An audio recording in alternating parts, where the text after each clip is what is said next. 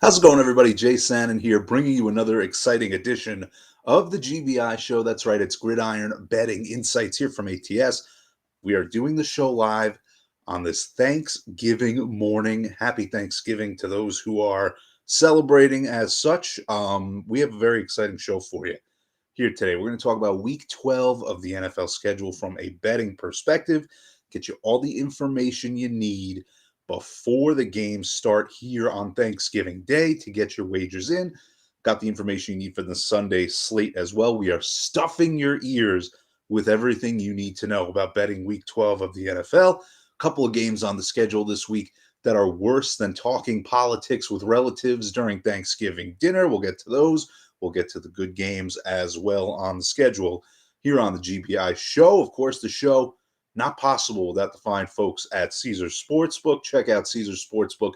Use promo code GBI bonus at the bottom of your screen if you are watching the program. If you are not watching, if you are listening on the podcast feed, I will say it again, GBI bonus, the promo code at Caesars Sportsbook. Get a match bet on your first bet up to $1,001 on the site. So let's not waste any time here. Let's get right into the Week 12 slate. And we will start with Bears-Lions. It's become kind of an annual tradition. I believe it's been 3 out of the last 4 years that we have seen Bears-Lions on Thanksgiving Day, unfortunately for the eyeballs of, well, all of us on Thanksgiving. They should really make this the night game. They should make the Lions the night game on Thanksgiving so you have time to adequately lubricate socially with the beverages before you have to watch the Detroit Lions. But that is not what we get. Bears-Lions. Bears 2.5-point favorites, total 41.5. And it's game where we are going to get the original starting quarterbacks for each team heading into this season. We're going to get Andy Dalton on the Bears side. We're going to get Jared Goff on the Lions side. Of course, Fields injured with the ribs for the Bears. He will not play. It's going to be Dalton instead, which I believe to be an upgrade for the Chicago Bears on the offensive side. Jared Goff with the oblique. He's going to be good to go. No Tim Boyle this week for the Detroit Lions. Some injuries to worry about on the Bears side defensively. Akeem Hicks and Khalil Mack not participating in this contest. Of course, Mack, his season over, whereas Akeem Hicks just missing this game. And it's a game where I lean toward the under in this game. I mean, it seems kind of unsurprising, I suppose, but, neither of these teams lighting it up offensively. The Bears averaging under 16 points per game during their recent 5-game losing streak. The Detroit Lions, they have not scored 20 points a game since week one of the season against the San Francisco 49ers. And you will remember they scored a lot of the points in that game in garbage time. They were on pace to score under 20 points in that game as well. Of course, the Lions 0-9-1 on the season. They will be looking for their elusive first win. If I had to take a side here, I would think that they would not get the win. To be honest, I think Goff is a downgrade from Tim Boyle, from anybody. You name it, I think Jared Goff at this point is a downgrade. But I would lean toward the under as the best play to be made in this game. Of course, then we're going to ask the same question we ask every year. Should the Detroit Lions even be on Thanksgiving Day? And I mean, personally, I don't care. I think it's funny to watch them lose and their fans be all sad every Thanksgiving. Doesn't matter to me. On the Bears side, of course, there were these reports about Matt Nagy. He was already informed that he was fired. Those reports have been denied. They came from patch.com, whatever that is. So I don't put a lot of stock into that. I think that they come out and they play a pretty decent game here today, but I would lean toward the under in that contest. I don't want to waste too much time on Bears-Lions, given some of the more exciting matchups we have to look forward to on the NFL Week 12 slate. So let's move forward to a much better Thanksgiving Day game. I'm talking about the Raiders and the Cowboys. Raiders 7.5-point dogs on the road here, total 51.5. Of course, the Raiders losing to the Bengals last week, pretty humiliating fashion. The Cowboys struggling offensively against the Kansas City Chiefs last week. And really the big question in this game is who is playing for the Dallas Cowboys. You have CeeDee Lamb is questionable. You have Amari Cooper. He's out with COVID for this week. There were rumors about Zeke Elliott's status being up in the air, but he's not on the injury report. We'll see what happens with that. Vegas on a 3-game losing streak heading into this game, and it is worth noting a significant drop off in the offensive production of the Las Vegas Raiders since Henry Ruggs was understandably discharged from the roster for the terrible thing that happened with him. Obviously, his actions caused it. He's entirely at fault for that situation, but it has impacted the Raiders offensively. They are really struggling without him, under 15 points a game post Henry Ruggs being a member of the roster. And, it kind of makes sense. So, Derek Carr and that offense, they've lost John Gruden, and then you lose one of your top wide receivers. It's just kind of the way it is based on the actions that those two men took that necessitated them being gone. But it is unfortunate for the guys who are there and who didn't do anything wrong that their season has kind of gone off the cliff as a result. Now, Dallas, on the other hand, they haven't been great offensively either over the last month or so. Last 4 games, they've only broken 20 points one time. You have to remember that 4 games ago was the Cooper Rush game. You understand them not breaking 20 in that contest, but since then, they'd only put up 16 against the Broncos, and all 16 of those points came in garbage time in the second half. And then, of course, last week they struggled mightily against the Chiefs. I would lean toward the Las Vegas Raiders in this game, especially if you're now getting over that key number of 7.5. I think that the Cowboys should win the game, at least theoretically speaking. But I do think that some of their recent struggles offensively and the fact that they haven't been a great team on these Thanksgiving Day games, I believe they've lost 3 out of their last 4 on Thanksgiving Day at home. You could see them at least having to sweat this one out. I would lean toward the Raiders. Not sure I like the Raiders enough to lock it in. We'll see if we can get a better number here throughout the day. I don't think we will. I think 7.5 is probably as good as you're going to get. And I don't know that I trust this Raiders offense enough to really justify locking in, but I think that would be the best direction you could go in this game. Now, an interesting one, Thanksgiving night here tonight, and we'll talk about it next here on the GBI show. I am talking about the Bills 6.5-point favorites on the road against the New Orleans Saints, total 45. Of course, last week, Buffalo, with the humiliating loss to the Indianapolis Colts, could not stop Jonathan Taylor in that game. And of course, the Saints losing to the Philadelphia Eagles, they were blown out in that game, and they could not stop Jalen Hurts and that Philadelphia offense. And you look at the Saints, post Jameis Winston injury, yes, Trevor Siemian did get them over the finish line against the Tampa Bay Buccaneers, but they've lost their 3 games in which Siemian has started. And, you could say, oh, they're competitive against the Titans, but, there are no moral victories, A, in the NFL, and B, betting on the NFL. And so it's something to keep in mind that they have struggled mightily post Jameis Winston. And of course, you're not adding insult to injury, you're adding injury to injury. Alvin Kamara will miss this game as well with a knee injury for the Saints. By the way, Marcus Davenport, also worth noting, will not play for the Saints. That defensive line taking a bit of a hit there. And when you face a team like the Bills, who is capable of moving the ball offensively, you want all your horses on the D-line. You will not have that for the Buffalo Bills. Of course, Buffalo, number 1 in the NFL in yards per play allowed this season. And it's a game where you expect that defense to bounce back. Right now, without Kamara, with Trevor Siemian playing at quarterback, this is not the team that they faced last week in the Colts, who have a player now like Jonathan Taylor who can really carve you up. Without Kamara, without the full strength of the passing game, you expect the Buffalo Bills to come out and play well here. But consistency offensively has been a huge problem for the Bills. They have scored 6 points, 45 points, and 15 points over their last 3 games. You'd like to see them level out those numbers a little bit, and especially, avoiding, the single-digit outputs like they put up in that 9-6 loss to the Jacksonville Jaguars. And the running game is kind of a big reason why for the Bills. It really is Josh Allen or bust for this offense. They haven't had a 100-yard rusher this season, and you look over the last 6 games, they haven't had a guy eclipse 60 yards rushing. That is a concern for later in the year. For this game, I don't think it's as big a problem. I do think that the Bills should cover the number here. I would lean in that direction.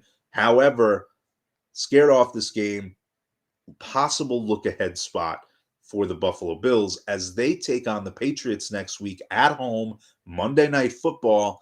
Division very well could be on the line in that game, right? I mean, both teams win as favorites this week. You have the Patriots still ahead of the Bills. Bills are going to need that game. You could very well see the Bills not fully focused on a banged up New Orleans Saints team this week. So that's your Thanksgiving Day breakdown, your 3 games on the Thanksgiving slate. It's going to be a lot of fun. It always is on Thanksgiving, at least in my perspective. I'm whipping some turkey and some sides and things like that while, my wife tries to keep the kids from gnawing our legs off while they wait for us to cook the meal. But, it's always nice to have some football on while you do that. A couple frosty Yinglings. This is one of the best days of the entire year. It's why Thanksgiving is my favorite holiday out of all of them. With that in the books, let's move to the Sunday slate in the NFL because we still have 12 more football games to talk about beyond just what's on Thanksgiving. And next up, let's talk about the Tampa Bay Buccaneers going to Indianapolis to face the red-hot Indianapolis Colts. Bucks a 3-point favorite, total of 53, and this is a game where I think the market might be kind of overcorrecting for the Colts, right? They've been playing really well as of late. Jonathan Taylor making his push for the Offensive Rookie of the Year. However, might be time to pump the brakes a little bit. I would lean ever so slightly toward the Tampa Bay Buccaneers in this game. And my big reason for that is the fact that Indianapolis hasn't faced an offense recently that has been as consistently strong as the Tampa Bay Buccaneers. Yes, they played the Bills last week and they slowed down the Bills. But as we mentioned, the Bills kind of one-dimensional with their offense, whereas Tampa Bay, yes, they prefer to put it in the air, but they do have the weapons where they can move the ball on the ground if they so choose. Big news for the Tampa Bay Buccaneers coming into this game. Vita Vea should be able to go. And on the Colts side, you have to wonder, Quentin Nelson re-aggravating his ankle injury. How is that going to impact the running game of the Indianapolis Colts? Jonathan Taylor has been absolutely on fire. He's rushed for over 100 yards in 5 of the team's last 6 games. The Colts have scored 30-plus over that same 5 out of 6 window. But with Quentin Nelson dealing with an injury, is that going to slow them down a little bit? I don't think it'll drastically cut his production or anything like that, but I do think against a team like Tampa Bay, you need to be firing on all cylinders. You need to be at 100% at doing what you do best, and I'm not so sure that they're going to be quite at that level, the Colts, heading into this game. I would lean very slightly toward the Tampa Bay Buccaneers. Now, a game that's a lot worse than Bucs Colts, and this is one of those games, we talked about it before the show. My professional tease for the show was there are going to be a couple of games on the schedule that are worse than talking politics with your relatives on Thanksgiving. Here, ladies and gentlemen, is one of those games. Jets-Texans. Jets are 2.5-point underdogs on the road against Texans. Total 44.5. Zach Wilson good to go for the Jets, and it's a good thing he is because COVID-19 has swept through the Jets locker room, apparently. It is Mike White and Joe Flacco both out due to COVID-19, and, it works out fine. Wilson's good to go. Fortunately for everybody involved, no Kendall Hinton situation breaking out for the Jets for this game. Texans snapping an 8-game losing streak last week when they managed to beat the Tennessee Titans. Completely came out of nowhere. And this is one of those things where you look at that game and you say, boy, we bet our hard-earned money on this league. When the Tennessee Titans, double-digit favorites, could come out and lose outright to the Houston Texans, who have lost 8 games in a row. Just a reminder, don't throw down on heavy money line favorites in the NFL. Just don't do it because it could turn out like this. Any Sunday, it can turn out like this. We've been seeing it throughout these last few weeks, huge favorites going down outright. And, you need to keep that in mind. There's no such thing as a sure thing in the NFL. I try to remind you as often as I can that is the case. The Texans dead last in the NFL in yards per play. They are improving somewhat with Tyrod Taylor as opposed to the Davis Mills experience, which is worth noting. The Jets, by the way, dead last in yards per play allowed this year. And, that's kind of my basis for just not wanting anything to do with this game. You have a terrible Houston offense. You have a terrible Jets defense. To me, that kind of eliminates the idea of playing either total in this game. If I had to do something in this game, I would lean toward the under. However, with the Jets defense, their defense I could give up 40 any given week. That's just how they are. I don't want to play a side either. To me, the only thing I'm watching in this game is how does it go with Zach Wilson being back at quarterback. That's the only thing I have any interest in finding out. No, thank you, as far as the betting is concerned on this game. Now we're going to go to a game that's near and dear to my heart here on the GBI show. I'm talking about the Eagles, 3.5-point favorites taking on the Giants, total 45.5. And this is the game. This is the one where I get to sit there and watch Devontae Smith play for the Philadelphia Eagles after they threw Week 17 against the football team last year. And Devontae Smith should be a Giant. Instead, he is a member of the Philadelphia Eagles because of that dastardly act by Doug Peterson. May God rest his soul. Hashtag lock them up. My biggest question for this game is, will they be playing the return game later in the season, which Philadelphia is supposed to be hosting in Guantanamo Bay, where the Philadelphia Eagles belong for that dastardly act last year in Week 17. All of that aside, really, the big question for me here in this game is, can the Eagles keep it rolling? They've been playing very well over the last few weeks. They've won 3 out of their last 4. The one that they did lose during that stretch came against the LA Chargers on a late field goal. And you look at the Eagles' schedule from here. They have the Giants, obviously, in this game. After that, they face the Jets. They get Washington at home. The Giants again at home. They go to Washington, and then they play Dallas to close it out. But they're looking at a potential here for, a 5-game winning, 5 games in a row where they can win. Looking forward, before they get to Dallas, they could very well be a 10-win team heading into that final game of the regular season against the Cowboys, which is very interesting given how poorly they started this season. The question is, can they take care of business here on the road to kind of set that scenario up?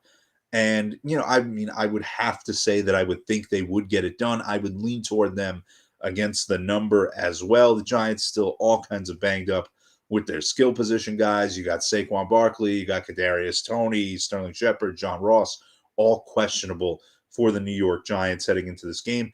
One thing to note for the Eagles, Darius Slay is in concussion protocol, and it's significant because, he's just a generally good defensive player, but he has 2 touchdowns as of late for the Philadelphia Eagles as well. He's been a productive player in terms of scoring for the Eagles lately. Losing him would be significant. I would at least wait and see how he is doing before locking anything in on this game. I don't think him being confirmed as active is going to move the line or anything like that. But I do think that, you might want to wait and make sure that one of the better, more impactful defensive players for the Eagles is going to be available in this game. The Eagles, during their 3 wins in their last 4 games, they have scored 30 plus in each of those games. Inconsistent Giants defense they are going up against. They could very well put up another 30 spot here. My question, I guess, going into this game is, should the Giants sign Sudfeld before this game? Just to see what they have in Sudfeld, like the Eagles did in Week 17. Those cowards, that cowardly city and organization, unbelievable. I would lean toward the Eagles here, but I'm going to wait and see what is happening with Darius Slay before making any final decisions. Next up, Panthers, Dolphins, a game that is fascinating for a number of reasons, even if these 2 teams have not been great throughout the year. Panthers 2-point favorites, total 41.5. And, last week, right, a couple of weeks ago, we had the whole Cam Newton. He scored 2 touchdowns on 2 plays, and he's screaming, "I'm back," and everybody just kind of reposted it because everybody lacks creativity on social media. But here's the thing, Cam Newton is back, and that means the good Cam Newton and also the bad Cam Newton. And we saw some of the bad Cam Newton last week when he struggled to deliver late against the Washington football team. Carolina had multiple chances to win that game with late touchdown drives. And kind of like we've seen with Cam over the years, he struggled to convert several short yardage situations on fourth down. They put the ball in his hands and let him throw it. He threw an incomplete pass, and then he threw short of the marker to Christian McCaffrey on the second fourth down attempt. And that's kind of the question here is, yes, Cam is back, but is that a good thing, across the board for the Carolina Panthers? It's better than Sam Darnold. Don't get me wrong. I might be better than Sam Darnold for the Carolina Panthers. But is Cam Newton being back really this great thing? I don't know that it necessarily is. Meanwhile, the Dolphins, they pick up a win last week against the Jets. Not really some grand accomplishment. They beat them by 7, 24-17. That game was tied pretty deep into the second half there. So you kind of, yes, Miami wins the game, but you got to be a little bit concerned about what you saw there from the Dolphins as well. This is a game where I think the defenses probably have their day. Carolina's second in the NFL in yards per play allowed on the season, and then both teams tied for 29th in the NFL in yards per play offensively this year. I don't think we see a particularly glamorous offensive performance on either side. I do lean toward the Panthers in this game. I think that they have the better defense as of right now, even though Miami over the last 3 games holding opponents to an average of 12 points per game.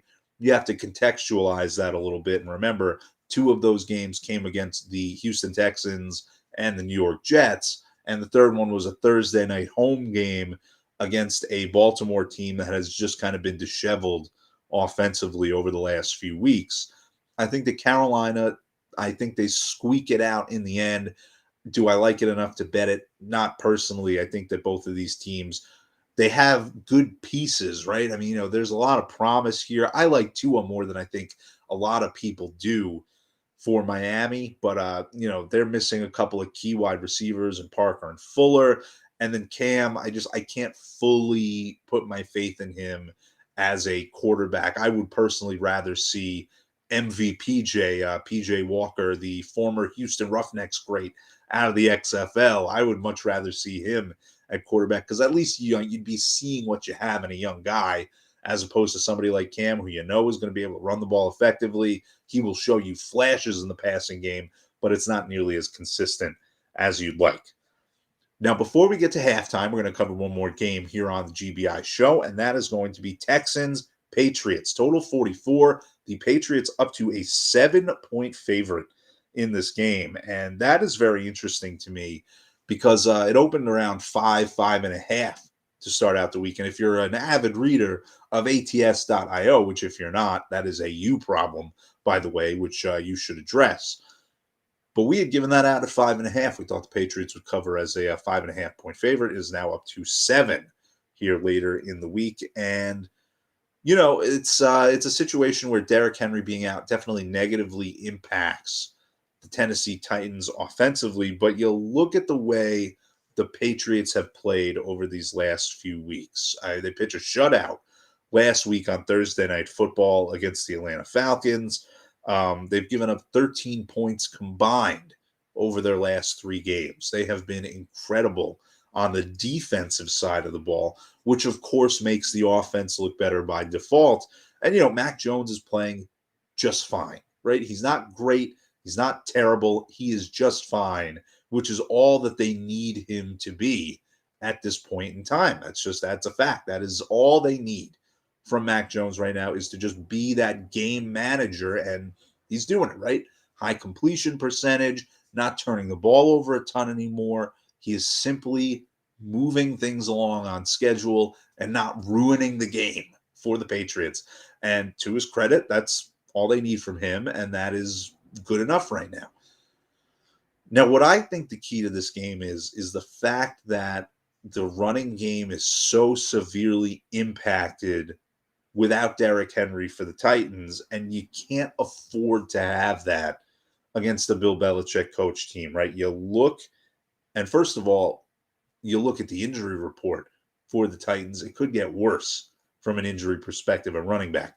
Deontay Foreman and Jeremy McNichols, both questionable for this game for Tennessee. But even with them, post Derrick Henry, the Titans haven't had a 50-yard rusher since he's been out.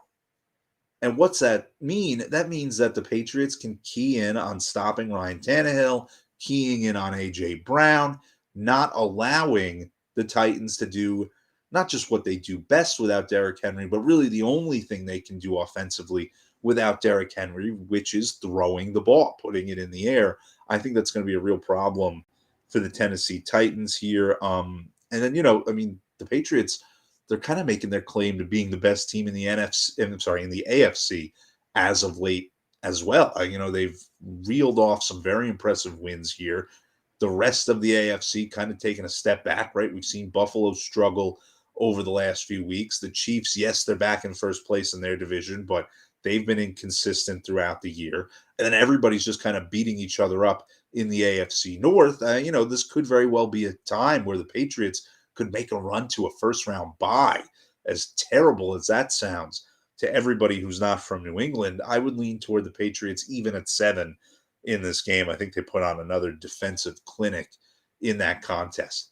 So we've made it to halftime here on the GBI show. Thanks for bearing with us for the first half of the program. Of course, just want to remind you at halftime, download the ATS app, track your bets, get all the information you need to be a smarter sports bettor on the ATS app, available on the App Store, Google Play, wherever you get your mobile apps. So that's halftime. Let's get to the second half of the GBI show here. We will run through the rest of the Sunday slate, get to Monday Night Football as well. And we will start with Steelers-Bengals, AFC North rivalry game.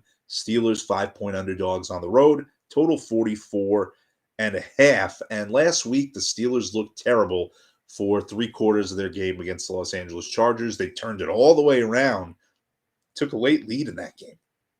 They took a 37-34 lead in that game, and then they go and give up a big play touchdown, and that was the end of that. It was very disappointing for the Steelers. You come all the way back just to blow it, but that is exactly what they did. The Bengals, meanwhile, they looked very good last week against a Raiders team that, as we mentioned, has really struggled to find its footing over the last few weeks.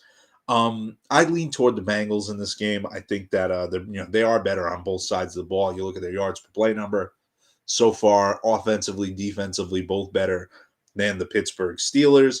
And I just think that the Steelers too kind of volatile, too inconsistent to really justify backing in any spot right now. They go off that 16-16 tie against the Detroit Lions, and they follow it up by really laying an egg for the majority of that game against the Chargers. They did cover the number as an underdog, but they were very lucky to get to that point. A couple of huge mistakes from the Chargers kind of allowing them to hang around in that game. I don't know. I do not like the Steelers the way that they're playing at all right now, which is sad because, of course, before the season, we thought at plus 500, they would be a really good look to win this division. But, I think that the Bengals clearly a better team than the Steelers right now. Now it's time to get to another one of these games that, again, we mentioned at the start of the show, worse than talking politics with relatives at the Thanksgiving dinner table. This time, it is going to be Falcons, Jaguars, which might be worse than Jets, Texans. It's debatable. There are certainly both sides to that argument to be had. But in my opinion, Falcons, Jaguars, can we just move both of those teams to London and call it a day? Because that's an ugly football game. Falcons, 2-point favorites on the road against Jaguars, total 46. Last week, the Falcons shut out by the Patriots on Thursday Night Football. And the Jaguars didn't fare much better, by the way. They lost 30-10, but I don't even think that scoreline adequately reflects how badly the Jaguars were outplayed in that game. You talk about a domination from start to finish. The Niners ran a 20-play drive that lasted 13 minutes to start that game against the Jaguars. And the Jaguars ended up holding the Niners to a field goal in that drive, amazingly. A 20-play drive that didn't yield a touchdown. but it kind of set the tone for the rest of the game. And I mean, there was a point deep in that first half where the Jaguars had run like four total plays. I mean, it was ugly the first half of that game. And this is one where I think it's going to be ugly offensively for both of these teams. The Jaguars 43 points in their last four games, barely over 10 points per game, and the Falcons in the last two games they have scored a grand total of 3 points. They scored 3 points against the Cowboys in that 44-3 beating that they took at AT&T Stadium, and then of course last week they get shut out by New England at home on Thursday night. That was an embarrassing display by the Falcons, averaging a point and a half per game over their last two games. It's a game where I lean toward the under in this contest. I do. I think that both of these offenses just appeared directionless. I think that could change if we see Cordarrelle Patterson come back for the Falcons. I'd like to wait and see to know for sure if Patterson is going to be out. I think if he is out, the under is a home run in this contest. Next up on the GBI show, let's talk about Chargers Broncos, a little AFC West action for you as we get into the late games in the Sunday slate in week 12. Total 48.5 for this game. Chargers 2.5-point favorites. And, this is a game where I think that the Chargers are heading in the right direction. It's not going to be pretty, right? First year with a new head coach. Justin Herbert, he's still young. He has not lived up to the kind of hype that was bestowed upon him coming into this year. Looked really good as a rookie, struggling this season relative to expectations, but I still think that the Chargers much better than the Broncos at this point. And I think it's a situation where not only are they better than the Broncos, because, in NFL betting, you can't just bet the better team. You will lose all of your money and live in a cardboard box if you do it that way. But I think it is a motivation situation for the Denver Broncos. I just don't think that they have a lot left right now. They got off to that great start, beating up on bad teams. And ever since then, they have proven that they simply cannot swing at the next level against respectable competition. And I think that has kind of a way of weighing on a team. And I think we've seen it, right? People talked about that Teddy Bridgewater not giving his full effort on the fumble return by Darius Slay. I didn't think that was a big deal because if he took another step, he was going to get crushed by a blocker. But what I do think about that situation is it kind of just speaks to the level of deflation that the Broncos are currently living with. I also think that the Chargers are just a pretty good road team. 3-1 against the spread on the road this season. Denver 2-3 against the spread at home. I think that you get a better team who has proven they can win on the road so far this season, which makes sense given that their home games feel like road games as well. We saw against the Steelers last week that was a Steelers home game being played out there in Los Angeles. I think that the road-tested Chargers come out and they win this game by a field goal or more. That's just kind of what I think about that contest. I think that the Broncos are kind of spiraling down the drain over the last 6 weeks of this season. Let's go to a game that is a rematch of a postseason contest that we saw last year. It was played in the divisional round in the NFC. I am talking Rams-Packers. Rams a 1-point favorite. Total 47. Rams coming off of their bye week, which they sorely needed. They had been struggling before the bye. Matt Stafford all kinds of banged up before the bye. They take on a Packers team that lost to the Minnesota Vikings last week, really struggled on the defensive end. Did the Green Bay Packers in that game. And, it was a game where I kind of leaned toward the under in that contest. And then immediately just chunk plays for both teams in the passing game. Terrible defense on both sides. I'm kind of thinking I'm inclined to go back to the underwell in this game. The Packers, even with that convincing over last week against the Vikings, 8-3 to the under this season. Robert Woods, of course, on injured reserve for the Rams due to a knee injury.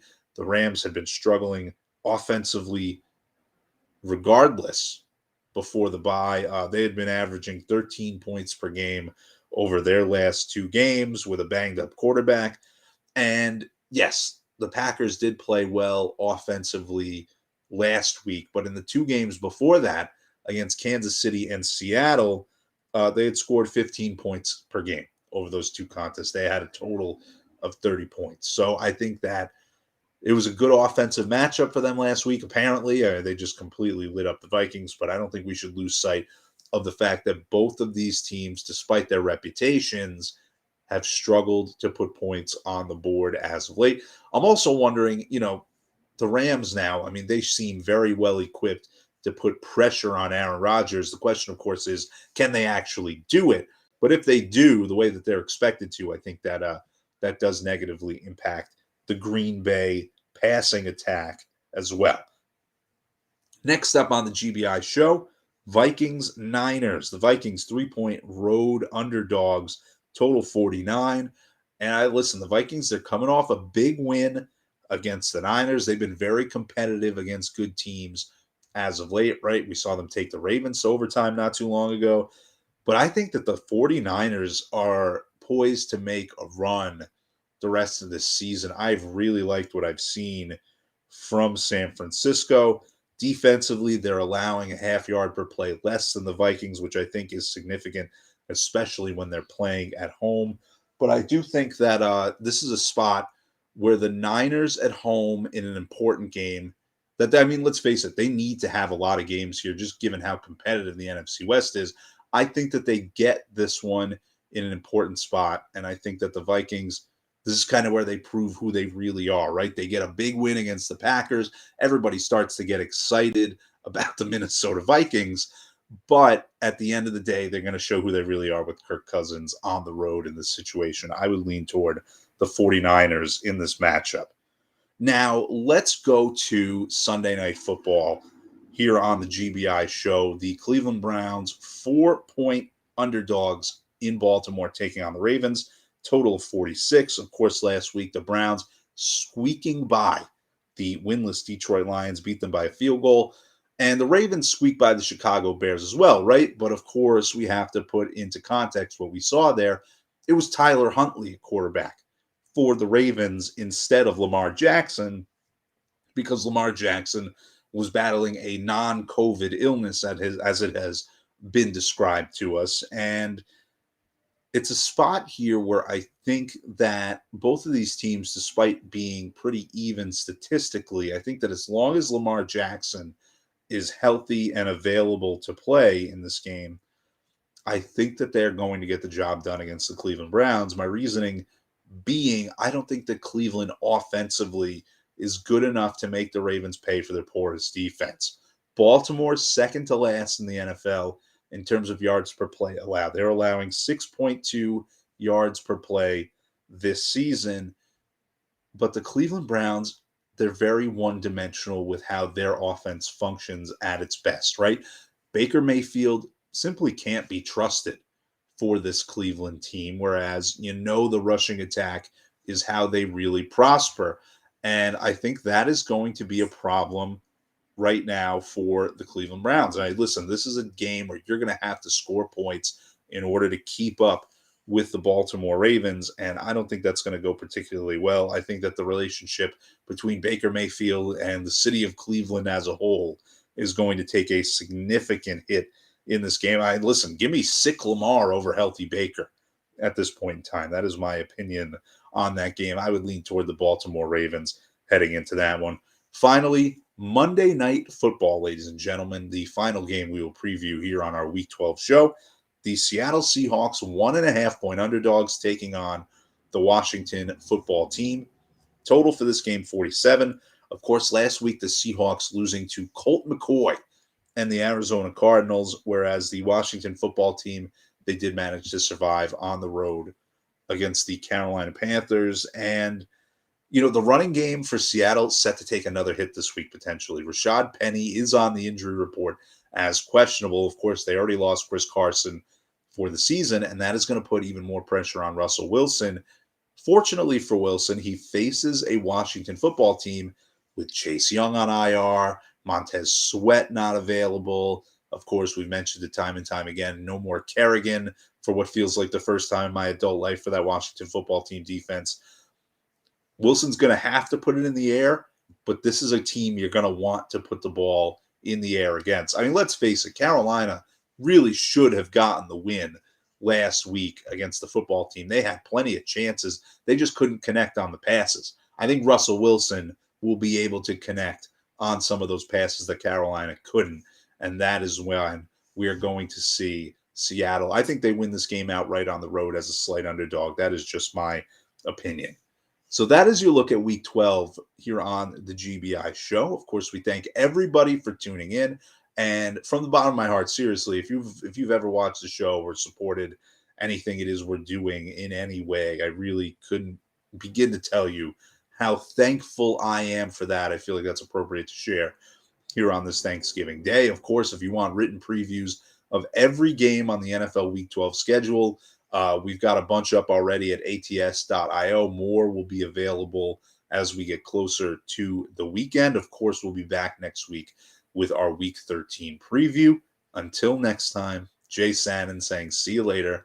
Good luck on your bets this weekend. Most importantly, have a happy Thanksgiving. Have a safe Thanksgiving. Have a fulfilling Thanksgiving Day.